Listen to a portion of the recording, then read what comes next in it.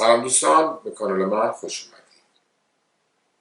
امروز در این ویدیو میخوام شما رو با قوانین عبور و مرور در دریا آشنا کنم. عبور و مرور در دریا، همونطور که در راهنمای رانندگی آیین‌نامه وجود داره و خودروها اتومبیل‌ها نمیتونن هر جا کاری دوست دارن انجام بدن.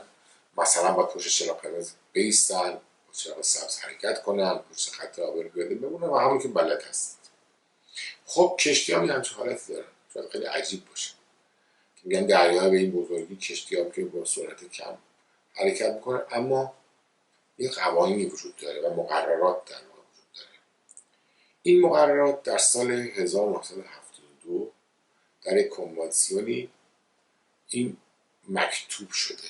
حاصلش شده کتابی که توش قوانین راه دریایی رو نوشتن.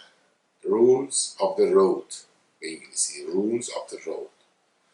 حتی این همشون اولشون اینترنشنال دارن، یعنی قوانین بین‌المللی راه. خب Rules of the Road این که الان دست ما هست و امروز هست 41 قانون داره و 4 تا تبصره یا انکس میگن، زمینه میگن، تبصره زمین هست. 4 تا انکس داره و 41 قانون داره. بچه‌هایی که در کشتی‌های تجاری و افسرهایی که در کشتی تجاری خدمت میکنن در دانشگاه‌های دریایی موظفن این 41 قانون رو از حفظ کنن، از بر.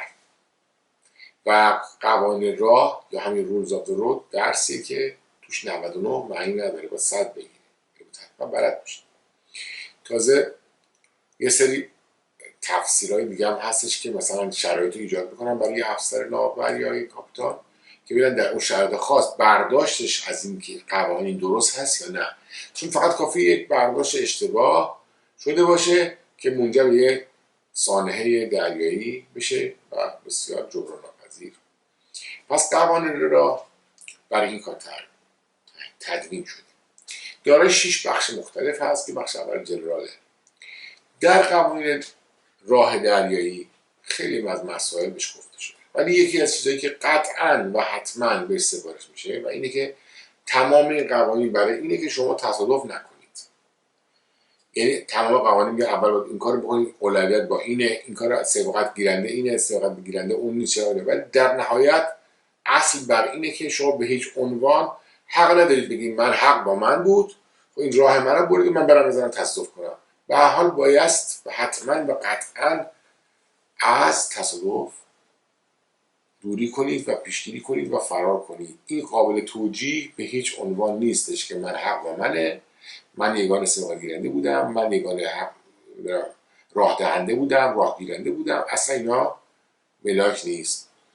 در رولز آف دی رود خیلی کامل توضیح داده شده که از علائم صوتی، یعنی با استفاده از بوق کشتی‌ها چطوری باید استفاده بشه، از علائم نوری و چراغ‌های دریایی، منظورم فانوس دریایی نیست، چراغ‌ها باید چطوری روی کشتی‌ها تعبیه بشه و چه معنی داره، چه علائمی غیر از چراغ‌ها در طول روز باید استفاده بشه.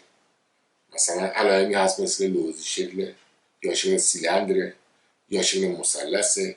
اینا همه در این کتاب دیده شده و استفاده میشه.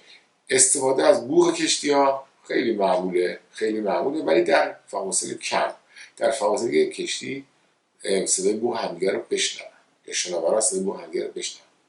یکی از مواردی که الان فکر کنم بعد نیست الان بگم اینه که اگه جلوی شناورا کشتی رو دیده باشید یک زنگ برنجی هست، زنگ برنجی مثل قدیم. این برای دکور نیست، اسم کشتی هم معمولا روش می‌نویسن. کشتی هم که قرار باشن معمولا اینو پیدا میکنن میفهمن اسم کشتی این بوده، چون برنج او خراب نمیشه.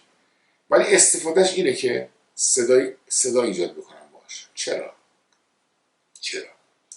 ببینید هر چقدر شما رادار داشته باشید، رادارهای قوی داشته باشید، در فواصل کم رادارها خیلی کاری ندارن و در نهایت بالاخره خطر. زمانی که در اروپا به خصوص مه روی دریا رو میگیره شما هیچی نمیبینید، ولی خب نمیتونید وایسید، نمیتونید جلو تصادف رو بگید مگر اینکه بدونید کی داره میاد کی داره میره. در این کتاب قشنگ نوشته شده حتی برای علائم صوتی که در مه باید چجوری به کار بره. در سینه کشتی ها زنگ استفاده میکنن و در پاشنه کشتی ها از سنج استفاده میکنن. بله سنج میگیرن دستشون سنج میزنن. علتش اینه که شما داری گوش میدی یه صدای زنگ رو از این طرف میشنوی، یه صدای سنج رو از این طرف میشنوی، متوجه میشی که این کشتی داره از جلوی شما عبور میکنه یا شما داری میزنی وسط کشتی دیگه، چون در سینه از زنگ استفاده کردن از پاشنه هست سنج مثلا دارم میگم. این خب یعنی تو جهت رو تشخیص. اما شبها از چراغ استفاده کنن. در یکی از ویدیوها توضیح دادم که چراغ سمت چپ قرمز و چراغ سمت راست سبز. اما رو دکل کشتی هم چراغ استفاده میکنن. با توجه به طول کشتی یک دونه دکل یا دو تا دکل دارن. این چراغ سفید هستن که چراغ پاشنه‌ای بلندتره. یعنی اگر بغل نگاه کنید چراغ پاشنه بلندتره، چراغ سینه کوچیک‌تره. یعنی این کشتی این شکلی ببینید، دو تا چراغ سفید اینجوری ببینید، متوجه این کشتی داره به این سمت حرکت میکنه، یعنی سینه‌ش اینه. حالا اگه این برعکس باشه متوجه کشتی داره به این سمت حرکت. حالا این ترکیب میشه چراغ چرخ سبز قرمز که تو اون کتاب به دقت خیلی زیاد و با توضیحات کامل نوشته شده که چه اتفاقی داره میفته. یه موقع هست که شما یه دفعه میبینید که دو تا چراغ قرمز رو هم میبینید، دو تا چراغ قرمز همه جهتی. این معنیش اینه که not under command، یعنی این کشتی کنترل خارج شده. فاصله بگیرید ازش دور بشید خودتون رو نجات بدید. بعضی وقتا اینجوری پیش میاد. برای یاد دادن این میگن برای بچه‌ها یادشون بمونه میگن red over red captain is dead، یعنی دو تا چراغ قرمز رو هم مثل کاپیتان مرده. این برای اینکه شعر مثلا انگلیسیشه برای بچه‌ها یاد بگیرن یا دانشجو یاد بگیرن red over red captain is dead، یعنی دو تا چراغ قرمز رو هم اگه دیدید تو دریای کشتی برده بالا همه جهتی، یعنی اینکه اینجا واسه خرابه، کشتی از کنترل خارج شده، not under command هست و باید فرار کنید. اینا همین مثال دارم میذارم براتون. و بدونید که بوق کشتی استفاده داره، علائم شیپ‌های مختلف استفاده داره، چراغ‌ها استفاده داره. همه اینا برای اینه که شما جلوی تصادف کردن رو بگیرید. برعکس اون که مردم فکر میکنن احتمال تصادف در دریا بسیار بسیار زیاده، برای اینکه کشتی اینرسی زیادی دارن و اگر که بخوان تغییر جهت بدن نمیتونن، چون پروانه در پاشنه یه سکان دارن و این اینرسی داره.